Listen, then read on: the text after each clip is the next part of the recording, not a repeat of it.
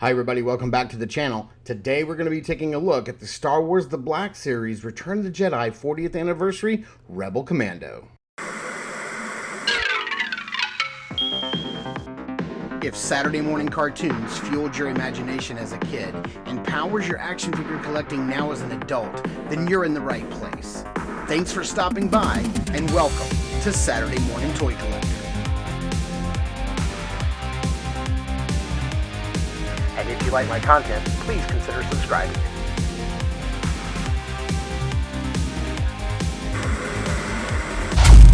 Alright, before we get started and take a look at the front of this package, if you want to add this guy to your collection and you haven't done so already, you can buy him right now at the Amazon link in the description below, and if you do, it will help out the channel with a few pennies. So I would really appreciate it. If you need this figure, pick it up from Amazon. It's a pretty decent price there. And I do want to give a quick shout out before we get into the review to my friend of the channel, Bobby Wold. He had donated to the Cat Slayer fund, and before I shut that down, and when I went to give him his money back, he was like, you know what, I don't want my money back, I want to donate it to the channel, put that money towards a figure and do that review, and that'll be good enough payment for me. So I did that very thing, Bobby. Thank you so much. Your money went towards purchasing this figure, so I super appreciate it. So shout out to friend of the channel, Bobby Wold, who helped make this video review possible. Taking a look at the front of the package, we do see this guy in the 40th anniversary Return of the Jedi package. It does say Rebel Commando, and you can see most of everything that he comes with right there in the deluxe clamshell. Flipping it around here on the back, we do see the cross-sell with the Rebel Commando, Bib Fortuna, the Emperor, Poplu, Stormtrooper, and Chewbacca in chains. Getting everything opened up and out of the package, you can take a closer look here at the accessories that he comes with. He does come with the old man face that many people say is Rex. Could be, could not be, who knows. We have a young Rebel Trooper faceplate backpack, which looks really nice. It does need some extra functionality, but we'll go over that in a minute. And then two different blaster rifles, a large one and a small one. All right, so taking a closer look at the figure standing straight up and down.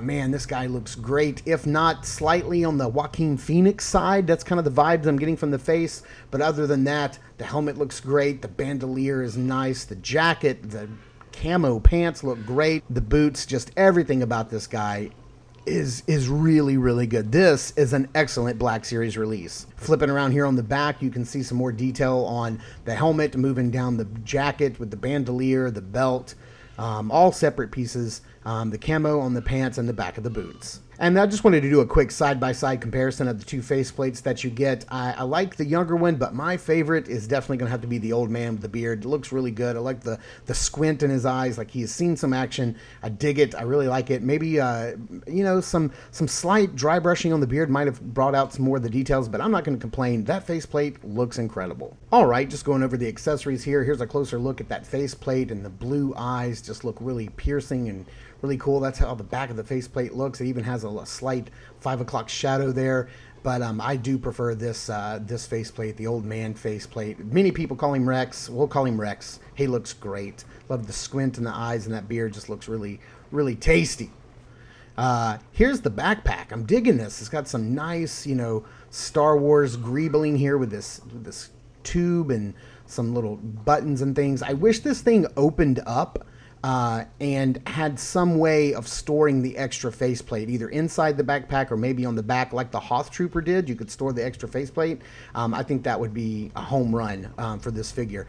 Here's a closer look at the smaller blaster that you get. I do like this. It is nice, but for me, this guy is going to have this this extra large rifle here. This thing just it's really nicely sculpted and detailed. No paint on it whatsoever, just cast in this black plastic. A light dry brushing would have been really cool, but who am I to complain? All right, just taking a closer look at the figure here up close. I love this helmet, the detail, the weathering, the scuffing, the wrinkles, the details on the back, the hair poking out the back just looks really great, and you can't really see where the faceplate ends. I love all of the greebles and all the little things that are on the jacket and on the bandolier here. You can see some like little grenades or explosive charges, this little pouch on his belt. Both the bandolier, the vest, and the belt are all three separate pieces. Some nice detailing on the belt itself. I love the wrinkles and the camo on the pants.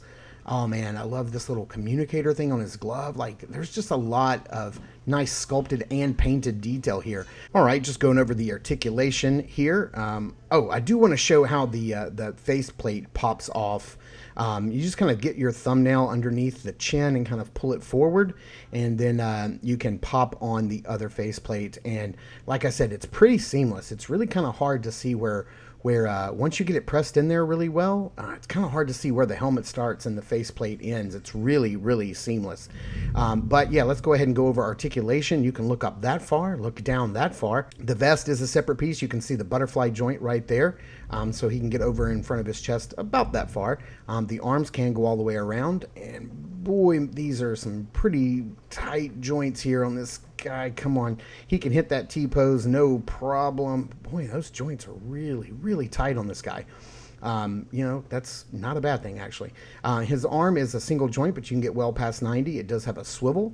The left hand does have a horizontal hinge and swivel, but the right hand has a vertical hinge and swivel, which is really nice. No upper diaphragm movement, just a ball joint at the waist, so he can only tilt forward about that far, lean back about that far. No drop down on the legs, but he does have that upper thigh cut, which is always appreciated.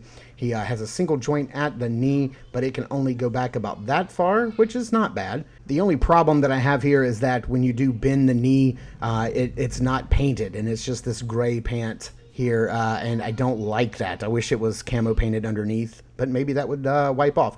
It swivels at the knee, no upper boot cut, because you've got that upper knee swivel, and then a hinge and swivel at the foot, so that's well articulated for all those kind of poses you want to get this guy in.